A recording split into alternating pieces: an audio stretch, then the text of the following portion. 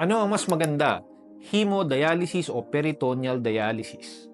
Actually, pareho silang maganda at equally silang effective para malinis ang nag-accumulate na lason at acid sa dugo ng isang pasyenteng may end-stage kidney disease o ESKD. Ang mga advantages ng peritoneal dialysis ay pwede mo itong gawin anywhere, sa bahay o sa trabaho o even kapag nagbabakasyon.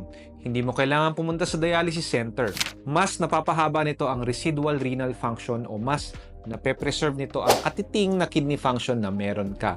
Ibig sabihin, mas mahaba ang panahon na nakakaihi ka pa.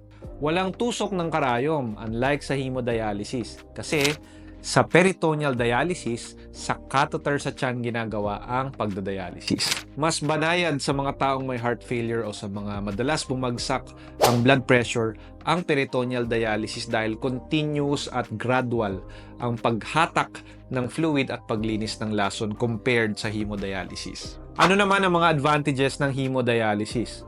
Well, kung ikaw ay ayaw mo ng self-service, may mga nurse na gagawa ng hemodialysis for you, unlike peritoneal dialysis na sariling sikap mo talaga ang mag-PD. Mas mabilis ang paglilinis ng waste sa dugo at ng sobrang tubig sa katawan. So kung gusto mo ng rapid removal ng sobrang fluid kapag ikaw hinihingal, mas bet mo dapat ang hemodialysis. Less risk of infection kapag fistula ang gamit versus peritoneal catheter sa peritoneal dialysis.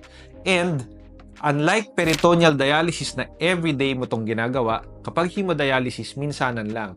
That means 2 to 3 times a week. May mga pasyenteng binabagaya ng hemodialysis at meron din namang mas hiyang sa peritoneal dialysis.